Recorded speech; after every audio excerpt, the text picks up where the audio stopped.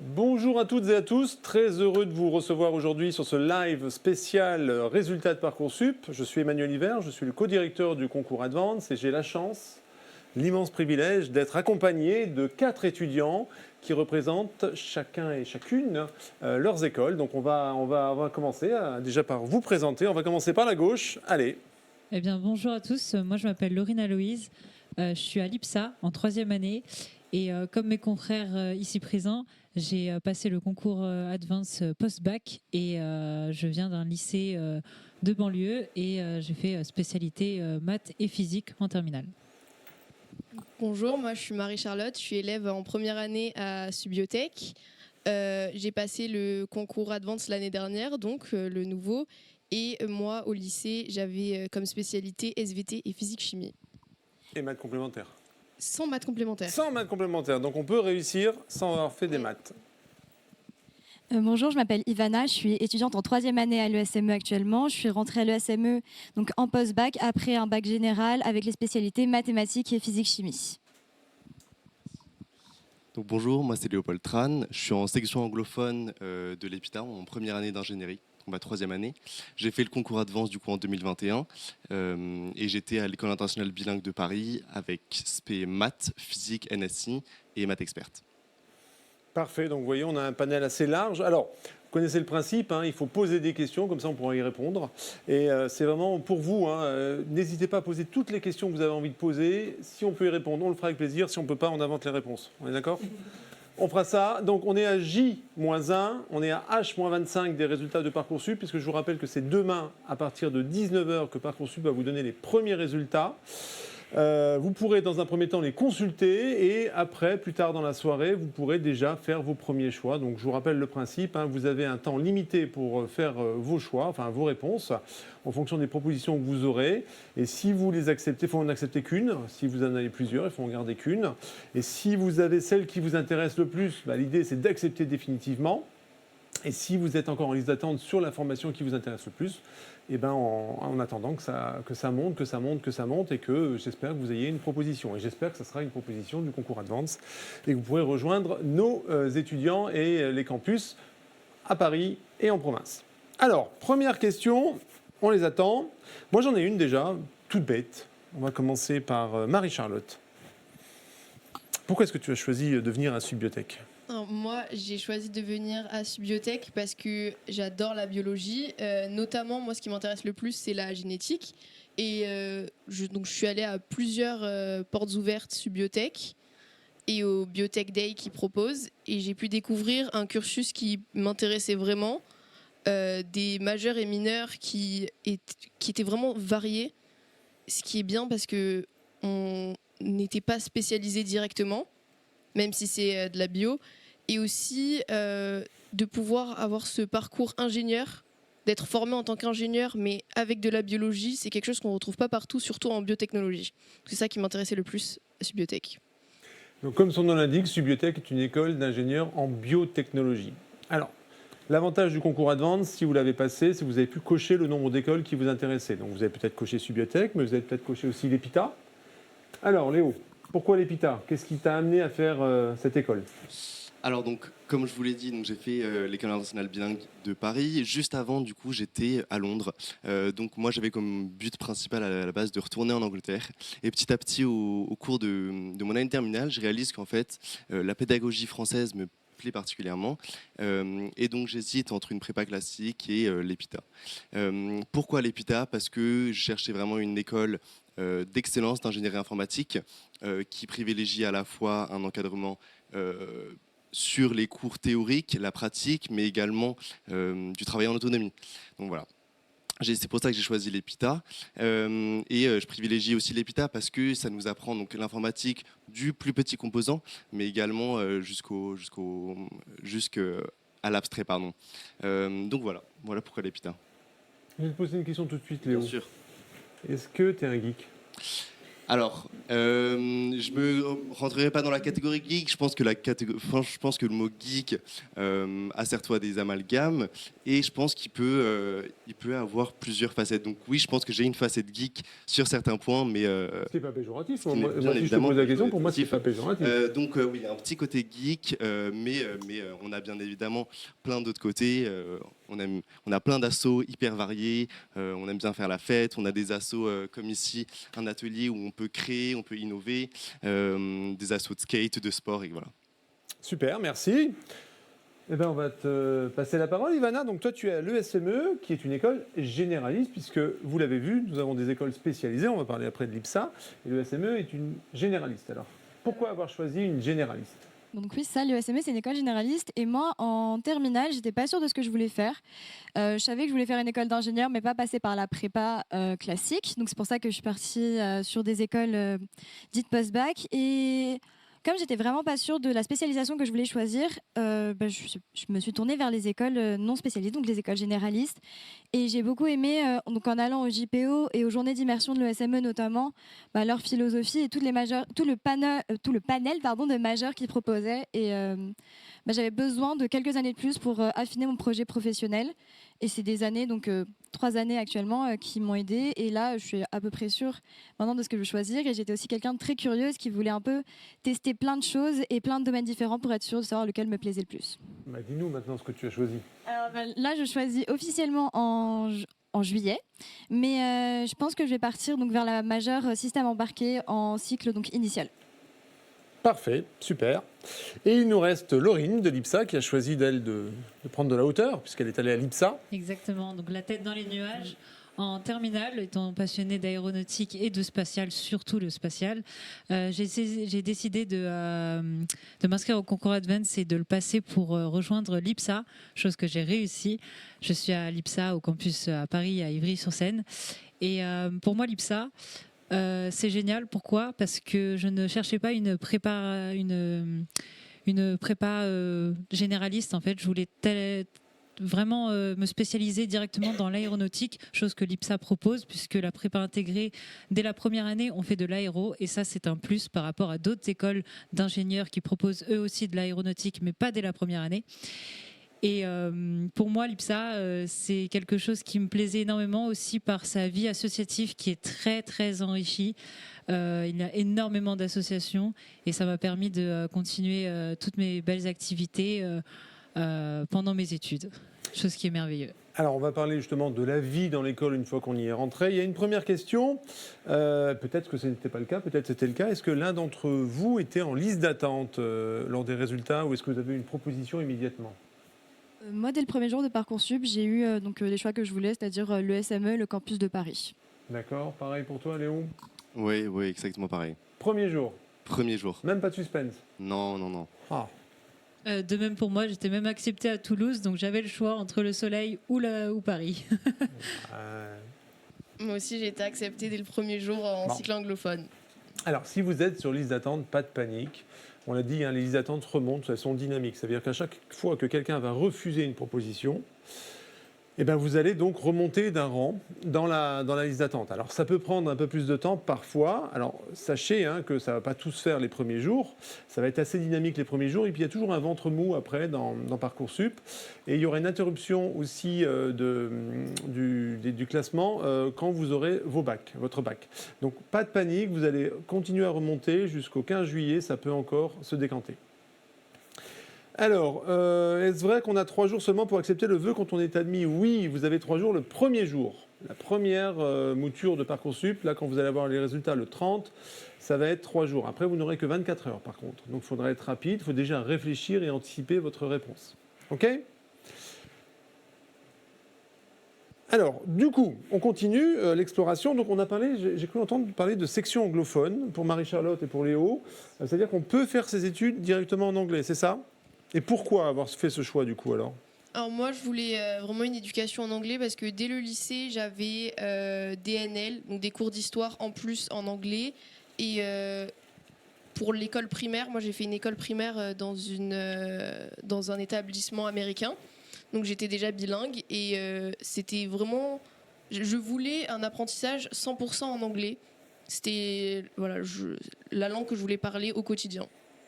D'accord. Et toi, donc, on a compris, tu as fait une école anglaise, enfin une école internationale, donc tu es déjà immergé. Donc nous, on a la possibilité de faire 5 ans de section anglophone, ce qui est une réelle chance. Et en fait, dès le début, vous allez pouvoir faire la prépa. Tout est exactement pareil, c'est en anglais. Dans le monde de l'info, en plus, c'est particulièrement utile, que ce soit pour partir à l'étranger ou même pour comprendre mieux le fonctionnement de l'informatique. En fait, l'informatique, c'est vraiment un domaine où tout est en anglais. Donc voilà. Oui, mais vous deux, vous n'avez pas choisi le cycle anglophone. Pourquoi? Je vous pose la question à l'envers du coup. Alors, j'avais demandé le cycle anglophone, mais finalement, j'ai préféré commencer donc, avec le cycle classique. J'ai eu la possibilité aussi de le rejoindre au cours de mes années de prépa. Et finalement, j'ai préféré rester dans le cycle classique, donc en français, parce que j'étais bien là-bas, j'avais mes habitudes et j'avais pas non plus envie d'avoir la transition de français à anglais tout de suite, même si j'aime beaucoup, parce que toutes les notions, par exemple, de maths et de physique, je les avais apprises en français, je me voyais pas tout réapprendre en anglais. D'accord.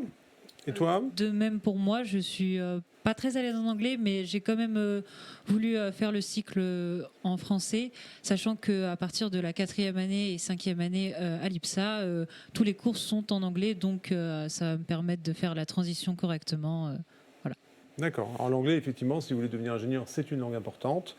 C'est une langue obligatoire pour certaines matières. Et puis, de toute façon, n'ayez pas peur. Hein. Si votre niveau d'anglais n'est pas bon au départ, je pense que toutes les écoles vous permettent de progresser, puisqu'on va le voir aussi, il y a aussi une immersion internationale à l'étranger qui se fait en 3e, en 4e, en 2e année, en fonction des écoles. Alors, on parle de prépa intégrée. Moi, j'ai quand même une question. Donc, vous avez choisi de faire un cursus ingénieur en 5 ans. Ça, c'était sûr pour vous dès le départ? Il n'y a pas eu de doute là-dessus? Ok. Et pourquoi pas avoir fait une classe préparatoire classique, une CPGE, maths, physique, BCPST, enfin, tout ce qu'on peut faire comme classe préparatoire? Pourquoi avoir choisi plutôt de partir en prépa intégrée? Alors, personnellement, pour moi, je savais que j'avais pas envie d'aller en classe préparatoire donc intégrée parce que c'était pas pour mon profil à moi. Je me voyais pas avoir autant de charges de travail et travailler 2 ans pour un concours me stressait beaucoup trop et j'avais besoin de quelque chose de plus calme après le lycée et après le bac et d'avoir la possibilité d'avoir une vie associative à côté de mes études et d'avoir plus de temps pour moi aussi et de profiter vraiment de mes 5 ans d'études dans le supérieur. D'accord.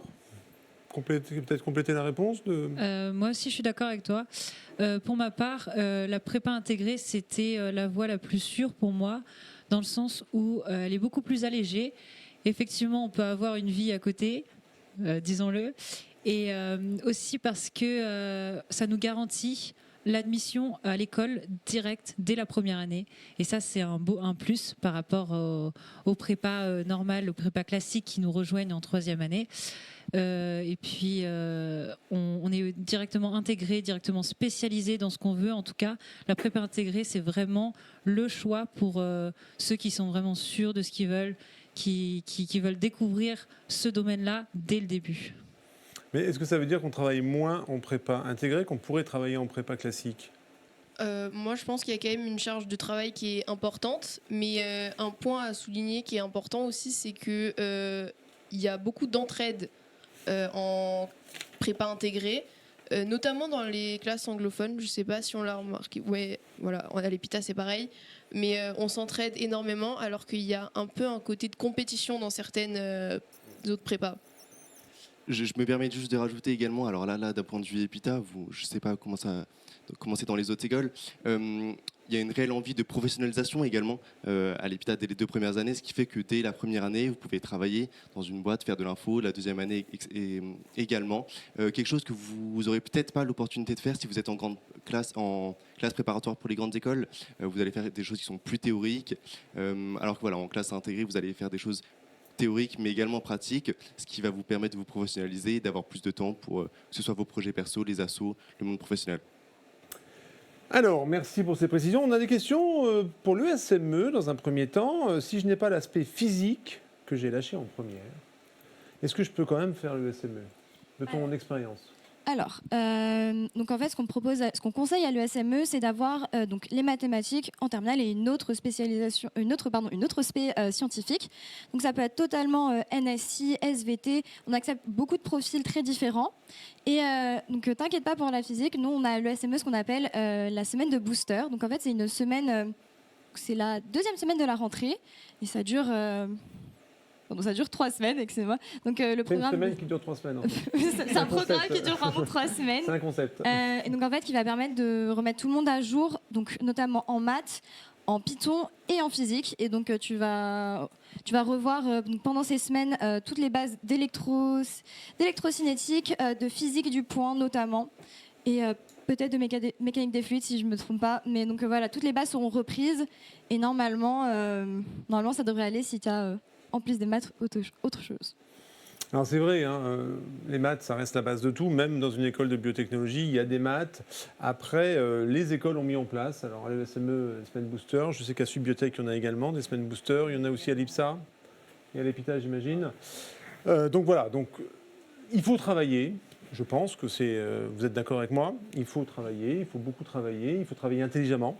Ça aussi, il y a la quantité de travail et la qualité du travail qu'on peut apporter. Mais en tout cas, on va vous donner les moyens. Depuis la réforme du bac, on s'est adapté, puisqu'avant, on avait toujours les mêmes profils. Maintenant, on sait qu'on a des profils différents en fonction des spécialités qui ont été choisies. Donc, on s'arrange pour que vous ayez ces prérequis nécessaires pour bien réussir vos études. Mais le conseil qu'on peut vous donner, je pense, c'est de travailler déjà votre côté en amont. Tout ce qui est pris n'est plus à prendre. On a des cours en ligne de rattrapage. Vous pouvez vous-même en trouver. Faites-le, comme ça vous aurez moins de soucis pour débuter votre année. Ok, et le fait de prendre maths experte, ça a un avantage ou pas du coup ? Ouais, pour l'EPITA ? Alors, personnellement, moi j'ai fait maths experte en terminale. Je trouve que c'est un réel plus. Non pas forcément pour réellement prendre de l'avance, parce qu'en fait, c'est quelque chose que vous allez rattraper rapidement dès votre première année, mais aussi pour comprendre si les maths du supérieur, c'est quelque chose qui vous plaît. Les maths expertes, c'est assez différent des maths de la spécialité mathématique. C'est une approche qui est différente et c'est une approche qui est beaucoup plus présente dans l'enseignement supérieur. Donc je pense que d'un point de vue découverte, c'est très intéressant.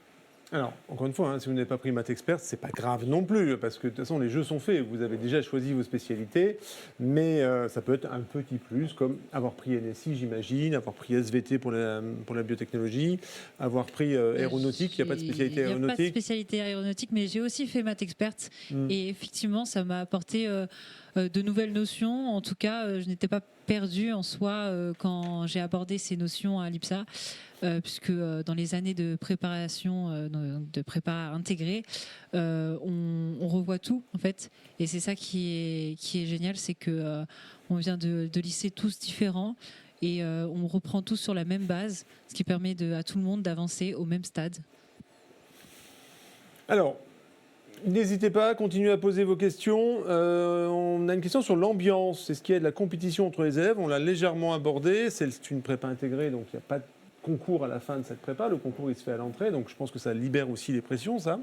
Mais comment ça se passe concrètement? Est-ce qu'il y a, je sais pas moi, du tutorat? Est-ce que vous sentez une compétition dans les écoles entre vous? Alors moi je vais parler pour Subiotech, mais donc on a du tutorat qui est organisé par l'administration, et les professeurs sont au courant. Ce sont soit eux qui nous donnent des cours, soit les élèves de deuxième année. Ensuite, on a aussi un système de parrainage. Donc, tous les premières années doivent avoir un parrain, marraine en deuxième année, ce qui est vraiment bien, ce qui nous aide. Ils peuvent nous apporter beaucoup d'informations sur la méthodologie notamment. Donc, en général, il y a une très bonne ambiance et beaucoup d'entraide. C'est pareil partout, j'imagine? Le SME, j'ai vraiment, sur les 3 ans, j'ai jamais ressenti un esprit de compétition. On est très... on s'aide beaucoup, c'est-à-dire qu'après les cours, on reste parfois sur le campus pour travailler ensemble. On pose aussi très souvent des questions à nos profs, en dehors des cours et pendant les cours. C'est-à-dire qu'on peut aller soit les voir dans leur bureau ou leur envoyer des messages, des mails ou des messages sur via Teams. Et vraiment, c'est toujours... donc il y a des cours de soutien aussi qui sont mis en place, notamment en maths et en physique. Et on est tous là pour s'aider, pour valider notre année à la fin. Donc c'est une super ambiance et il y a beaucoup de solidarité, je trouve. Oui. Idem à l'IPSA, il n'y a pas d'esprit de compétition, et au contraire, il y a plutôt un esprit d'entraide, puisque dès la première année, on est plongé dans notre école, et ce qui est génial, c'est qu'on peut parler avec tout le monde, c'est-à-dire toutes les années, aéro 1, 2, 3, 4, 5, et en tout cas les associations nous permettent ça. Et dans nos associations, on peut également apprendre de nouvelles notions, c'est-à-dire que les 4e, 5e années qui ont déjà fait les cours peuvent nous aider à faire notre prépa intégrée en soi. Et il y a aussi des cours de soutien qui sont mis en place. Il y a aussi beaucoup de mimos, de petites vidéos avant les cours pour nous aider. En tout cas, c'est ce que Yonis propose sur sa plateforme. Et ça nous permet vraiment d'être immergés dès les 2 ans de prépa intégrée. On va rester avec toi, Laurine, puisqu'il y a une question concernant l'IPSA. Est-ce que c'est vrai qu'on peut passer le brevet de pilote à l'IPSA? Oui, c'est vrai qu'on peut passer le brevet de pilote. Donc ça se fait avec l'association MAC 01. C'est une association qui propose aussi des vols découvertes. Donc ils sont basés à l'aérodrome de Logne, si je dis pas de bêtises. Et ce qui est cool, c'est qu'ils peuvent nous faire des formations pour le BIA, donc le tout premier brevet d'introduction à l'aéronautique, si je ne me trompe pas. Et ça permet, ça c'est vraiment cool, j'avoue. Ça permet d'être directement à fond dans l'aéro, en tout cas pour ceux qui sont passionnés et qui veulent aller dans les airs. Et tu dois le passer, toi? Moi personnellement, non, je ne l'ai pas passé. C'est pas ce qui m'intéresse le plus. Je vise plus haut, plus haut que les nuages. Je vise les étoiles. Ah oui, carrément. Et c'est vrai, Marie-Charlotte, qu'à Subiotech, on peut faire des virus mutants? On n'a pas parlé pendant les journées portes ouvertes quand je suis venue visiter l'école. C'est vrai qu'on virus mutant, je pense pas. On peut pas, non? On peut Dangereux, les amener en à tout la cas, je pense pas. Non. Interdiction d'amener du travail à la maison. Alors, on va parler justement de travail, de stage, puisque faire une école d'ingénieur, c'est aussi avoir un aspect pratique. Ça, c'est important, à travers les projets, à travers les stages. Qui a déjà fait un stage? Oui, puisque vous êtes en 3e année. Marie-Charlotte est une petite en 1re année. Alors, comment ça se passe les stages? C'est vous qui trouvez? On vous aide à trouver? C'est vous qui décidez où vous pouvez le faire? On vous impose le stage? Vous allez avoir, je parle pour l'EPITA, vous allez avoir le premier stage qui est pendant la prépa, qui est un stage de 2 mois, il me semble. Donc, vous pouvez faire soit un stage ouvrier, soit un stage dans le domaine de l'informatique. On vous aide à le trouver. Et en fait, le but, c'est de découvrir soit le monde de l'informatique, soit juste uniquement le monde professionnel, si c'est votre première expérience professionnelle. Moi, d'un point de vue personnel, j'ai eu la chance de le faire dans un cabinet de conseil en informatique. Ça m'a énormément plu, j'ai continué avec eux. Voilà, je suis toujours actuellement. Et ensuite, en 4e et 5e année, vous allez avoir 2 autres stages. Un premier stage qui va être un stage technique. Le but, c'est là vraiment de s'immerger dans le monde professionnel de l'informatique. Et un stage en 5e année qui, lui, va être en collaboration avec votre spécialité. Donc, que ce soit sciences des données, finance, santé, système réseau sécurité, voilà. Vraiment, le but, c'est de continuer votre formation de spécialisation.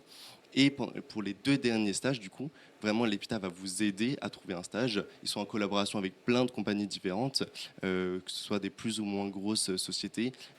Et voilà. Et donc, vous allez vraiment pouvoir choisir quelque chose qui vous plaît. Ok, donc j'imagine que c'est le même principe dans les autres écoles, des stages, plusieurs stages dans l'année. Enfin, dans la scolarité, pardon. Oui, exactement. Nous, à l'IPSA, on a 3 stages principalement. Donc, un stage en fin de 2e année, c'est plutôt un stage ouvrier. Là aussi, on est accompagné avec notre école qui a une très bonne relation entreprise, qui nous aide à chercher et à faire des stages dans nos partenaires, enfin chez nos partenaires, pardon. On a un 2e stage à faire qui est obligatoire en 4e année. Quand on rentre de l'étranger, donc je pense qu'on va en parler après, mais en fin de 4e année, on a un stage à faire en entreprise également. Et le 3e stage se situe en 5e année pour vraiment la fin de notre cursus, de notre cycle ingénieur. On fait un stage en entreprise. Là, c'est vraiment tout le semestre 2 de la 5e année. C'est le stage de fin d'études, qui est vraiment un tremplin vers l'emploi. Marie-Charlotte, donc des stages à Subiotech, tu ne les as pas encore faits, tu vas les découvrir, l'immersion professionnelle. Oui, donc il y a un premier stage qui est en fin de 2e année. Et ensuite, donc en 3e année, le premier semestre se fait à l'étranger. Et les autres stages, je ne sais pas trop quand ils sont. Je vais t'aider. Donc un stage qui est en début de 4e année, de 4 mois, et un stage de fin d'études de 6 mois, qui se fait donc en 5e année. Et donc le SME Donc pour le SME, nous, on a 2 stages à faire donc pendant nos années de prépa. Donc à la fin de chaque année, un stage de 1 mois dit ouvrier. On peut faire un stage donc optionnel cette fois-ci à la fin de la 3e année, qui est un stage qui se fait à l'international. Donc un stage qui se fait juste avant notre semestre international. Ensuite, on en a un autre à la fin de la 4e année de 3 mois et en 5e année, un de 6 mois, donc le fameux stage de fin d'études. Voilà, donc l'expérience professionnelle, des fois, c'est plus qu'1 an sur les 5 années. Ça compte sur un CV, effectivement. On a parlé de stage, on a parlé de projets. Alors, les projets, c'est extrêmement important dans la vie d'un ingénieur. Si vous vous destinez à devenir ingénieur, vous allez forcément travailler en mode projet. Et c'est une pédagogie par projet qui est mise en avant dans nos écoles. On fait des projets dès la première année. Il y a des projets courts, il y a des projets moyens, il y a des très gros projets. Je sais qu'à Subiotech, il y a un projet qu'on appelle le projet SBIP, le projet Subiotech Innovation Project. Voilà, SBIP.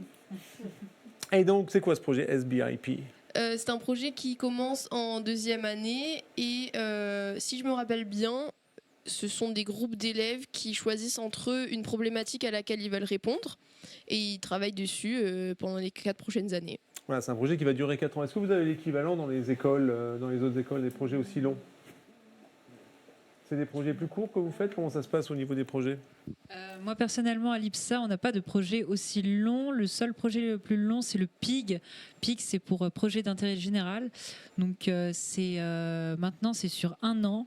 Et tout le long de l'année, les élèves sont en groupe et décident de faire un projet, de chercher une solution sociétale, pour faire son projet, et on le présente juste tout le long jusqu'à la fin de l'année. D'accord. Et il y a des projets longs aussi, plus ou moins longs dans vos écoles ? Alors, à l'ESME, on n'a pas de projet long. Donc, sur les 3 premières années, on a ce qu'on appelle les projets donc, de parcours. Donc, les parcours, les parcours d'ouverture, c'est des cours en fait, qui nous permettent de découvrir un peu les majeurs donc, à l'ESME. Nous, on en a 6. On a, par exemple... on a santé, biotechnologie, on a ingénieur manager, ingénieur designer, innovation internationale et énergie environnement. Et donc, c'est des cours qui se font exclusivement par projet, où ça va être donc des projets de groupe ou des projets seuls. Sinon, on a des projets, notamment à partir de la première année, donc du 2e semestre de la première année, des projets en Python, donc on appelle des APP, donc des apprentissages par projet. Ou par exemple, moi, j'ai dû coder... donc l'année dernière, un morpion contre une IA. Donc joueur contre IA. Et on a dû recoder aussi en groupe, par exemple, un peu l'application donc RATP pour pouvoir. L'utilisateur rentre sa station de départ et sa station d'arrivée, on doit dire donc quel trajet il doit prendre. J'ai eu des projets surtout donc, de cours qu'on fait sur le semestre. Donc, par exemple, cette année en électronique, j'ai dû faire un thermomètre numérique sans microprocesseur. Donc, voilà. Ok, c'est bien. Donc projet, stage, donc vous allez avoir un CV super gonflé. Et est-ce que vous savez déjà ce que vous voulez faire après votre école? Est-ce qu'en rentrant, alors toi a priori non, parce que tu es rentré dans une école généraliste pour te donner le temps, mais vous avez choisi vous des écoles spécialisées. Est-ce que vous aviez déjà une idée très précise du métier que vous voulez faire? Est-ce que depuis ça a changé ou vous êtes toujours encore dans la découverte des différents métiers qu'on peut faire? Écoutez, pour ma part, à l'EPITA, donc moi j'ai commencé avec un profil ingénieur informatique, je savais que je voulais m'orienter là-dedans. Là, je vais m'orienter, je pense, vers une majeure sciences des données, intelligence artificielle, peut-être analyse, traitement d'images, donc quelque chose dans l'intelligence artificielle, avec pour but de commencer avec un parcours plutôt technique et peut-être me détacher petit à petit du technique. C'est vraiment l'avantage de l'école d'ingénierie informatique, c'est que vraiment vous allez pouvoir faire du technique ou non en fonction de ce qui vous plaît, plus. Donc voilà, donc je pense intelligence artificielle pour commencer, d'un point de vue technique, et ensuite peut-être plus quelque chose dans l'entrepreneuriat, dans le management. Toi, tu nous as parlé de temps réel et système embarqué. Est-ce que tu savais ce que tu voulais faire, Marie-Charlotte, en rentrant à Subbiotech? En rentrant à Subbiotech, j'avais une idée très précise de ce que je voulais faire. Moi, ce qui m'a toujours plu, c'est la génétique et notamment la recherche. Alors, la recherche, c'est un domaine compliqué, donc heureusement qu'on a des stages et je vais pouvoir voir si c'est un domaine qui me correspond et qui me plaît réellement. Mais en tout cas, je reste toujours aussi passionnée par la génétique. Moi, Tu veux aller dans les étoiles? Oui, moi je voulais aller dans les étoiles de base. J'étais passionnée par le spatial, je me suis passionnée aussi par l'ingénierie. Donc je me suis dit pourquoi pas devenir ingénieur aérospatial. C'est facile, c'est simple. Mais qu'est-ce que je vais faire dans le spatial? Je ne savais pas trop au début quand je suis arrivée à l'IPSA. Mais grâce aux associations, j'ai pu découvrir IPSA One. IPSA One, c'est une association qui travaille sur un nanosatellite et sur un mini propulseur à énergie plasma. Et ça m'a énormément plu. Et notamment, ça m'a donné envie de travailler du coup pour les satellites, pour la conception de satellites. Et c'est pour ça que j'ai choisi à l'IPSA, puisque je suis en filière véhicule actuellement. Donc il y a deux filières, la filière système et véhicule. Moi, j'ai choisi pour l'année prochaine de m'orienter dans la majeure ELS, c'est la majeure élément lanceur et satellite. Donc voilà. Ça précise un petit peu plus mon envie d'orientation et j'espère et j'ai hâte de découvrir cette majeure pour plus spécialiser mon envie de profession plus tard. Et Foucault, est-ce que vous êtes confiant et confiante sur vos chances de trouver un emploi après votre diplôme? Je pense que oui. En tout cas, tous les quatre, on peut... Est-ce que c'est dur de trouver un travail quand on sort d'une école d'ingénieur? Je ne pense pas. Non, je ne pense pas que ce soit dur de trouver, dans le sens où il y a beaucoup de camarades qui sont en 5e année et qui, grâce à leur stage de fin d'études, trouvent une profession, en tout cas une offre d'emploi dans leur stage directement dans l'entreprise où ils ont fait leur stage. Ça, c'est un plus, c'est un bonus. Par contre, je ne pense pas que ce soit difficile. Il y a énormément de demandes à la fin de nos 5 ans d'études, puisque même en ce moment, le marché du travail remonte, en tout cas pour l'ingénierie. Et je pense qu'on va tous réussir à trouver un job quelque part. Ne vous inquiétez pas. On ne s'inquiète pas. Surtout avec les connexions des écoles. Je sais qu'à Subbiotech, on organise, on a des conférences faites par des anciens élèves et qu'on peut toujours contacter pour des stages ou peut-être une potentielle demande d'emploi. Et surtout que les biotechnologies, c'est un domaine qui est en pleine... Essor, oui, voilà, j'ai oublié le mot. Mais donc c'est sûr qu'en biotechnologie, on pourra trouver un emploi facilement, je sais pas, mais il y en a.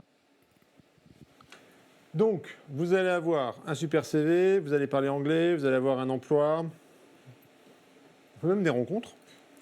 Hein, on fait même des rencontres, on a des couples qui se forment aussi dans nos écoles. Hein. Voilà, vous avez peut-être changé votre vie, ça peut arriver. Voilà. D'autant plus que... Alors, parce que je dis ça parce qu'il y a une question qui est pour toi, Léopold. Est-ce qu'il y a des filles à l'EPITA? Vous avez remarqué quand même qu'on a 3 filles. Le seul garçon, il vient de l'EPITA. Écoutez, alors actuellement, je crois que les stats, c'est 18% de filles, 16 ou 18% de filles à l'EPITA. Donc, il y a en effet moins de filles, une proportion moindre de filles que de garçons. Après, elles sont présentes, elles sont actives dans les associations, etc. etc. Donc, non, bien évidemment, il y a une répartition qui est moindre, mais on encourage plus de filles à venir. On a plein de programmes, Girls Can Code, voilà, qui pour encourager plus de filles à venir dans le monde de l'ingénierie informatique, qui est un monde un peu stigmatisé. Et on essaye vraiment de changer ça. Et j'ai posé la question à Marie-Charlotte. Est-ce qu'il y a des garçons à Subiotech? Il y a plus de garçons à Subiotech que de filles à EPITA. Il me semble qu'on est 63% de filles et ça a dû baisser, je crois. Je pense qu'il y a plus de garçons en ce moment. Je suis pas sûre. Mais en tout cas, en classe anglophone, il y a pas mal de garçons. Et ouais. Je confirme, il y a plus de filles qui choisissent Il y a plus de filles la biologie, il y a plus de garçons qui choisissent l'informatique. On a des garçons. Mais il faut que ça change. Il faut que ça change. Le SME, c'est au niveau de la parité, c'est comment? Alors, à l'ESME, il me semble, si j'ai les bons chiffres, on est 39% de filles à l'ESME. Donc voilà, faut vraiment pas hésiter à entrer en école d'ingénieur et on espère que ce chiffre va augmenter avec les années dans les 4 écoles. On manque de filles ingénieurs. Il faut vraiment, si vous êtes une fille et vous voulez devenir ingénieur, il ne faut pas vous fixer de limite, il faut y aller à fond. Exactement. Et à l'IPSA, vous êtes combien de filles et à l'IPSA? l'IPSA, je dirais qu'on est entre 25 à 30% de filles. Donc ceci est un message à toutes les filles en terminale. Venez à l'IPSA, venez faire de l'aéro. Ce domaine n'est pas exclusivement masculin. Ok, on peut avoir des femmes dans l'aéro, on peut avoir des femmes dans le spatial, et ça c'est beau à voir. Super, donc à vous, vous avez compris le message. Venez, venez. Alors, on a parlé d'associations, on a parlé de la vie scolaire, hein, comment s'organisent les cours. Alors, si vous avez envie de connaître plus les écoles, parce qu'il y a encore des événements qui sont faits sur les écoles, est-ce que vous avez en tête les dates de journée porte ouverte? Vous le savez, à Subiotech, c'est samedi, le 1er Venez samedi. juin. Et à l'ESME? L'ESME aussi, le samedi 1er juin, n'hésitez pas à visiter nos locaux donc à Paris, dans le 6e arrondissement. Et en province aussi. Et en province aussi, donc il me semble pas Bordeaux, Lyon et Lille. Et à l'EPITA? Alors, nos EPITA, malheureusement, vous l'avez loupé, c'était ce samedi. On espère que vous êtes venus, mais on a sinon une journée d'immersion en juin. N'hésitez pas à venir, ça vous permet de voir ce qu'on fait, comment on bosse. Voilà, donc c'est super intéressant. N'hésitez pas à venir aux journées d'immersion. À l'IPSA, il y a des journées Et à portes ouvertes? l'IPSA, malheureusement, comme l'EPITA, c'était samedi dernier la dernière journée porte ouverte de l'année. Mais il y a également aussi des journées d'immersion. Et puis, on est très actifs aussi sur les réseaux, donc il n'y a pas de souci. Parfait. Donc les associations, on peut donc avoir une vie étudiante, une vie extrascolaire dans les écoles d'ingénieurs. C'est toujours sympa. On l'a dit, ça permet de mélanger les promotions, ça permet de faire des choses qu'on aime. Est-ce que déjà vous faites partie d'associations? Tout le monde? Oui. Oui. Pour ma part, personnellement, je fais partie de l'association Aérodance, qui fait partie du BDA, du Bureau des Arts de l'IPSA. Je suis présidente du groupe de danse de l'IPSA, et ce depuis 2 ans. Et j'en suis extrêmement fière. Et pour vous donner un exemple, je faisais de la danse au lycée, et le fait de rentrer à l'IPSA, on quitte parfois de la région, on quitte parfois le domaine familial, et on n'a pas la possibilité, peut-être la chance, de continuer nos activités extrascolaires à côté. Et justement, la vie associative nous permet ça, nous permet de directement continuer tous nos loisirs et nos passions avec les cours à côté. Donc ça, c'est merveilleux. Et je fais aussi partie énormément d'associations, parce que il y a vraiment un panel rempli à l'IPSA.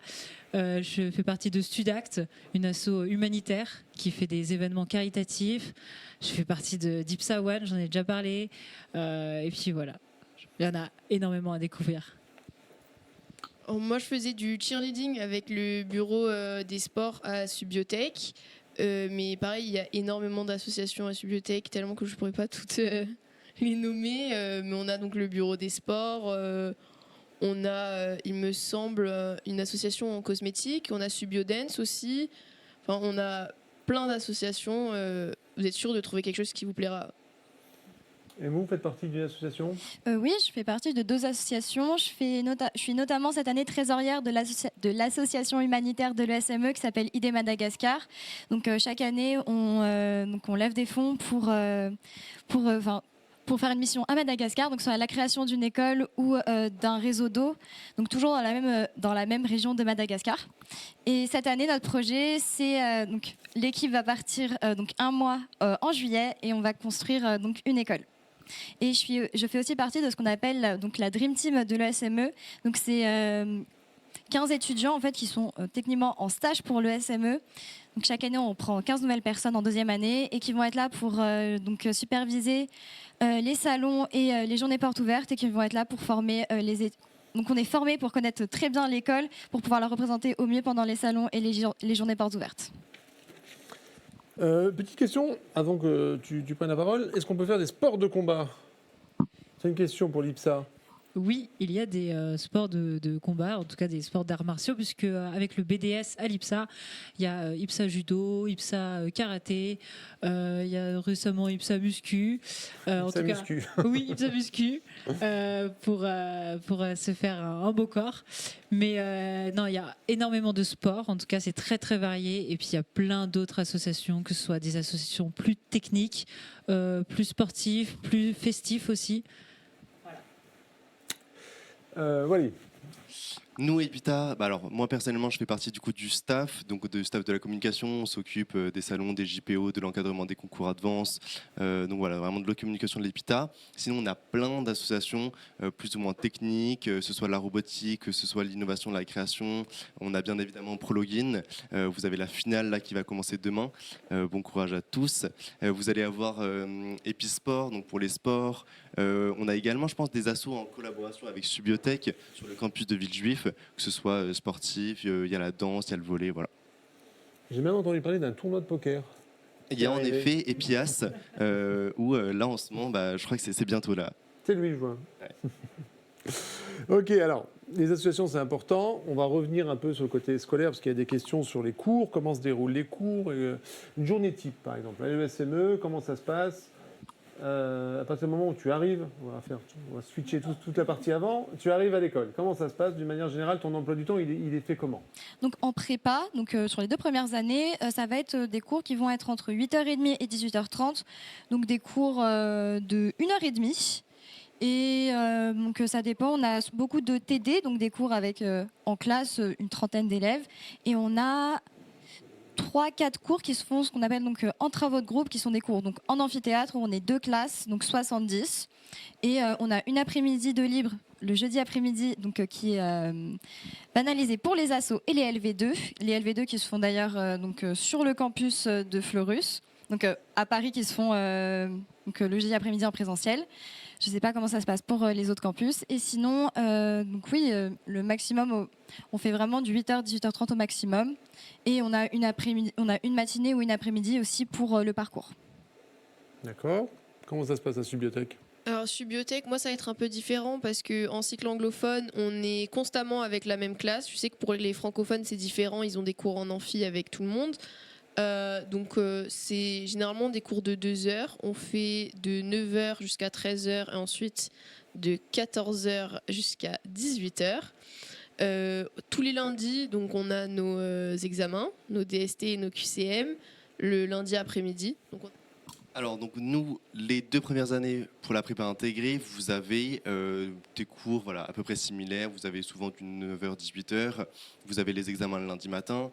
Et ensuite, vous avez un ou plusieurs TP par semaine à rendre. Donc voilà, vous pouvez rester un peu des heures sup pour bosser là-dessus. Vous avez du coup les cours magistraux qui sont là en fait la partie un peu théorique. Vous avez les TP, TD qui sont la partie plus pratique. Donc voilà. La 3e année, donc première année d'ingénierie, là, ça va varier. Vous allez avoir soit le même fonctionnement, soit vous avez des semaines d'ateliers, de piscine. Voilà, peut-être vous connaissez. Là, c'est des semaines qui sont banalisées uniquement pour ça. Vous pouvez faire du 8h, minuit. Là, c'est vraiment les semaines de piscine. Et les 2 dernières années, Donc c'est les majeurs. Là, c'est un peu plus souple. Vous pouvez avoir cours le samedi s'il y a des intervenants externes. Voilà. Mais sinon, beaucoup de projets sur les dernières années. Ok, les semaines de piscine, c'est propre à l'EPITA. Je crois qu'il n'y a pas de piscine ailleurs, si. Il y a des piscines aussi? Il y a des piscines aussi à l'IPSA, des piscines, nous on appelle ça, on appelle ça des piscines. C'est principalement pour l'anglais en fait. Nous, nos piscines sont en anglais et en première année et deuxième année, c'est la semaine entière, donc toute la semaine, on va à l'école et on a un intervenant avec nous qui est en anglophone. Et cela nous permet d'être toute la semaine immergés en anglais. On a un projet à rendre à la fin de cette semaine-ci. Et les piscines continuent puisque en troisième année, on a des piscines, mais cette fois-ci seulement sur un jour pendant le semestre. Donc ça permet de s'immerger et d'apprendre un petit peu mieux l'anglais.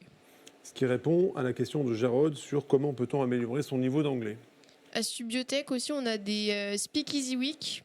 En première année, c'était 3. On a eu 3 Speakeasy Week et ce sont des semaines où on n'a que des cours d'anglais. On a 2 cours, General English Practice, où on apprend surtout à... On a en moyenne 2 heures d'anglais par semaine sur les 3 premières années. Et en troisième année, les cours d'anglais sont là pour nous entraîner à l'IELTS, qu'on passe donc en décembre de la troisième année. Et après, on fait de l'entraînement pour le TOEIC, qu'on passe en quatrième année. Alors, IELTS, TOEIC, TOEFL, vous avez peut-être entendu parler de ces tests d'anglais. L'IELTS, c'est un test qui est très utilisé dans les écoles d'ingénieurs parce que c'est un test international qui est demandé par les partenaires académiques que nous avons. On va parler justement de cette immersion à l'international.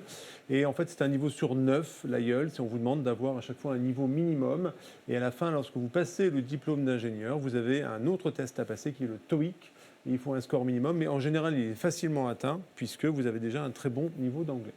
Donc, transition toute facile vers l'international, puisque c'est aussi, ça fait partie des études dans le domaine de l'ingénieur. Vous partez à l'international, c'est obligatoire dans votre cursus.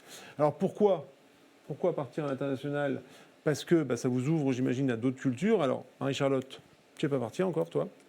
Non, pas encore. Tu vas partir en troisième année. Premier semestre de la troisième année. Voilà. Mais qui est déjà parti à l'international, du coup? Alors moi j'ai eu la chance de partir pendant 6 mois à Séoul en Corée du Sud. Voilà, une expérience franchement hors norme. Vous avez en plus la chance, en fonction de l'école dans laquelle vous allez, de choisir vos cours, ce qui est une liberté que vous n'avez pas forcément eue jusque-là.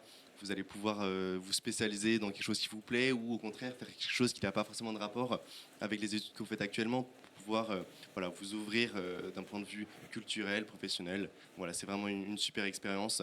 Vous partez 6 mois. Vous pouvez partir, alors ça dépend de là où vous partez. Soit vous partez avec des gens de votre école, soit vous partez seul, vraiment en aventure. Alors, on a parlé de la Corée du Sud, mais j'imagine qu'il y a d'autres destinations. Vous allez partir, vous, quand, à l'IPSA? Alors moi, justement, je suis en train de préparer ma valise puisque en quatrième année, au premier semestre, je pars à l'étranger. Je pars à Ostrava, c'est en République tchèque, dans une université technique. Donc nous, à l'IPSA, le semestre à l'étranger se fait en quatrième année. La plupart, c'est le premier semestre, mais il y a des écoles qui acceptent le deuxième semestre.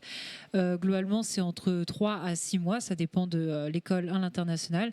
Et concernant les destinations, tous les continents sont présents. Vraiment. On peut partir aussi bien à Sydney qu'à Séoul, qu'à San Francisco, qu'à Ostrava, qu'à Londres, qu'à toutes les villes qui existent au monde. Je sais pas, je vais pas toutes les citer, mais on a énormément de destinations, à peu près 80 en tout cas à l'IPSA. Et le choix de l'international se fait en troisième année, sur le premier semestre de troisième année. Et à l'ESME, tu vas partir toi aussi en quatrième année? Et oui, moi en septembre, je fais ma rentrée donc à l'international. Personnellement, je pars à Daegu en Corée du Sud, donc pas dans la capitale. Et pour nous, donc le choix se fait au premier semestre de la troisième année aussi. Donc c'est le moment où on passe donc l'IELTS, qui va nous permettre donc de débloquer certaines destinations ou non selon notre niveau d'anglais. Et au niveau des partenaires, on en a aussi beaucoup. On en a aussi vraiment sur tous les continents. Et par exemple, en Corée du Sud, on en a 4 différents. On peut aussi partir au Japon. Donc à plein d'endroits en Asie, beaucoup en Europe. On peut partir aux États-Unis, en Australie, en Nouvelle-Zélande aussi, par exemple. Donc il y a forcément un endroit qui va vous plaire. On peut partir au soleil, on peut partir dans le froid. Par contre, si ce n'est pas un pays où on parle français, et si ce n'est pas un pays où on parle anglais, tu as parlé de la République tchèque, c'est ça? Oui, mais, Mais les est-ce que cours tu là-bas. parles la langue? Alors, je ne parle pas tchèque. Je vais peut-être apprendre quelques mots de tchèque avant de partir. Ce sera, je pense, nécessaire.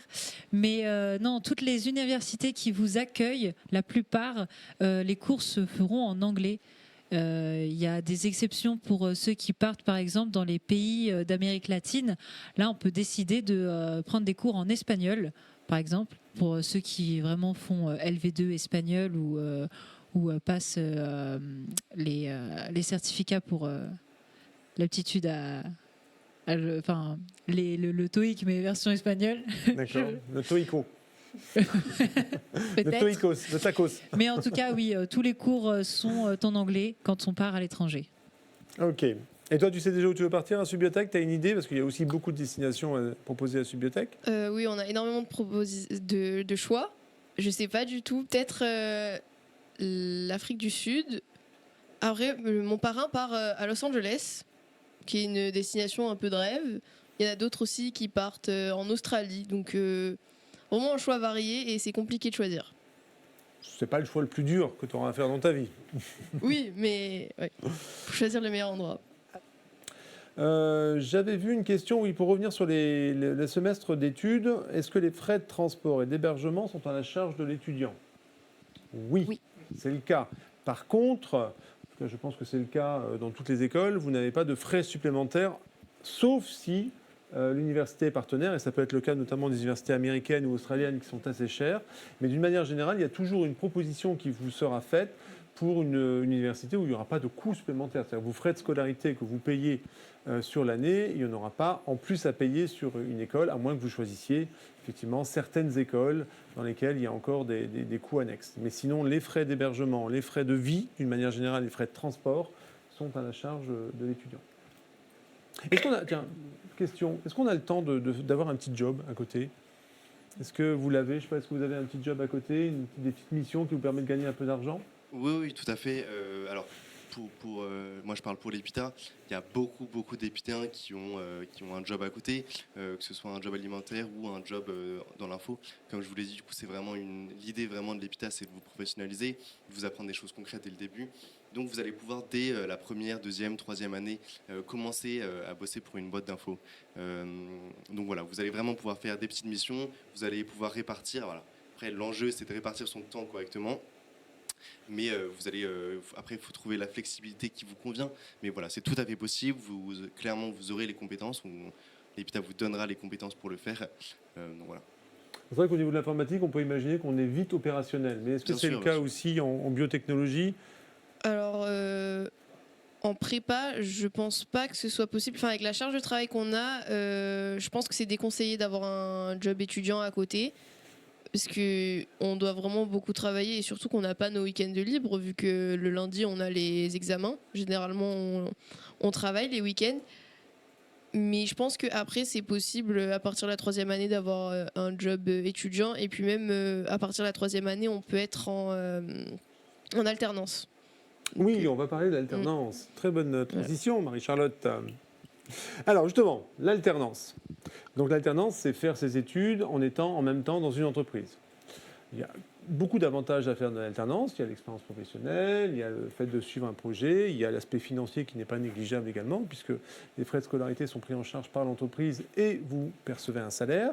Après, moi je pense que l'alternance n'est pas faite pour tout le monde, parce qu'il faut aussi s'adapter au rythme, il faut être capable aussi de... Puis surtout, il faut avoir un projet qui soit assez solide, puisque vous engagez 3 ans avec une entreprise, donc forcément, vous ne pouvez pas changer d'orientation pendant ces 3 années. Est-ce que c'est quelque chose qui vous tente, l'alternance, qui vous a tenté ou non? Personnellement, non, ça m'a pas tenté l'alternance. Pourquoi? Parce que j'avais vraiment envie de... J'étais bien en fait en classe sur ma chaise à copier mes cours. Donc non, l'alternance ça m'a pas plu dès le début. J'ai pas voulu faire ça. Je préférais tout d'abord rester dans le côté théorique et puis apprendre la pratique avec l'IPSA, avec l'école, avec mes camarades autour de moi. Alors moi personnellement ça m'a beaucoup tenté l'alternance. Vous avez à l'EPITA l'option de faire soit alternance cybersécurité, soit software engineer, donc développement. Voilà. Alors moi j'ai choisi de ne pas la faire parce que je voulais m'orienter dans une majeure plus sciences des données, intelligence artificielle, image. Mais ça aurait vachement pu me tenter. J'ai plein de collègues qui sont en alternance. Ils apprennent beaucoup de choses. Alors voilà, donc, du coup ils ont bien évidemment moins de cours, puisqu'ils sont en fait 2 semaines, mais en fait d'un point de vue professionnel, ils sont professionnalisés hyper rapidement, ils sont dans une entreprise et ils ont l'option en fait de changer d'entreprise si ça leur convient pas ou qu'ils réalisent qu'ils veulent s'orienter dans quelque chose d'autre, ils peuvent tout à fait changer d'entreprise. Et à l'ESME, on peut faire de l'alternance?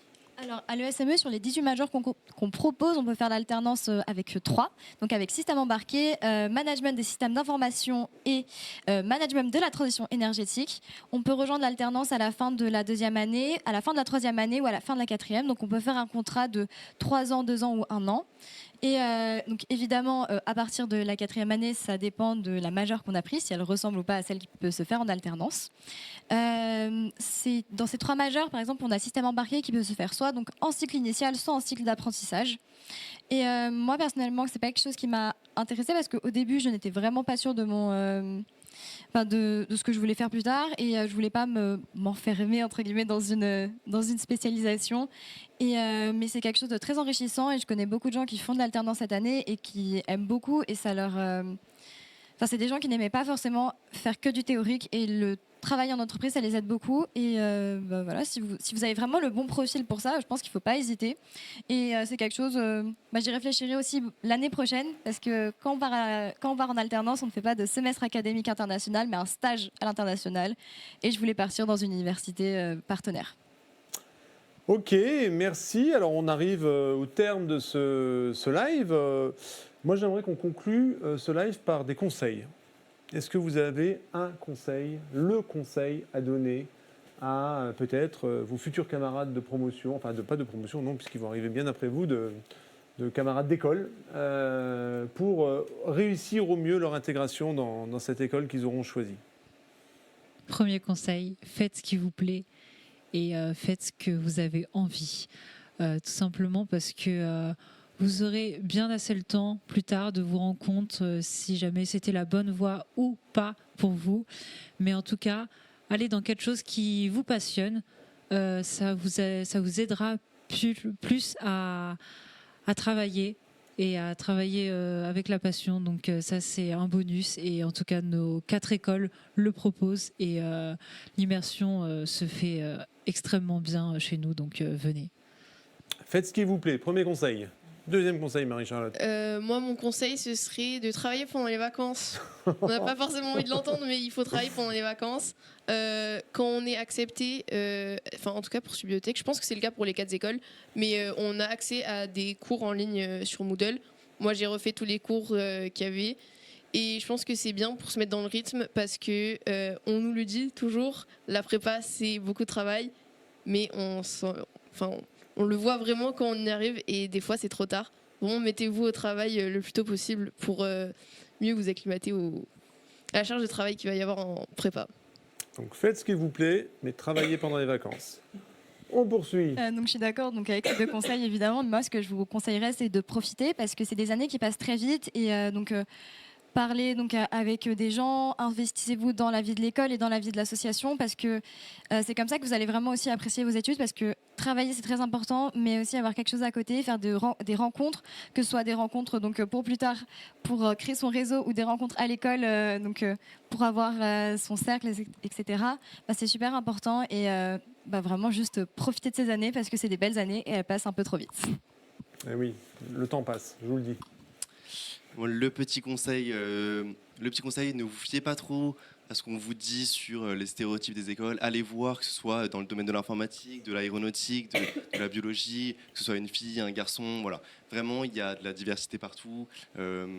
Quoi que ce soit que vous vouliez faire, vraiment, allez découvrir. Voilà, vraiment le conseil. Et petit conseil Parcoursup, prenez pas trop de temps à répondre. Checkez bien tous les jours et dès que vous pouvez, donnez votre réponse, ça libère des places. Tout le monde vous en remerciera. Merci. En tout cas, je vous remercie vraiment tous les quatre sincèrement. C'était très enrichissant. J'espère que ça vous a servi, que ça vous servira à faire vos choix. En tout cas, vous savez que si vous venez dans nos écoles, vous serez très bien accueillis. Vous avez un super programme, vous avez des perspectives de carrière, vous allez voilà, vous éclater. C'est ça l'idée, hein, en fait. C'est vraiment de s'éclater, c'est de faire les études en ayant un but. Enfin, votre métier, vous allez le découvrir au fur et à mesure. Mais en tout cas, vous serez sûr d'en avoir un, déjà de métier à la fin, un emploi. On l'a vu, hein, c'est 100% d'embauche à la fin d'une école d'ingénieur, quelle qu'elle soit, bien sûr. Merci à tout le monde. Rendez-vous donc demain à 19h. On y sera demain, ça sera voilà, 19h02 demain à cette heure-ci. Vous aurez les premières réponses. J'espère qu'elles vous seront favorables et j'espère que vous ferez les choix les plus intéressants pour vous. Merci à vous quatre. Et puis à très vite peut-être. Au revoir.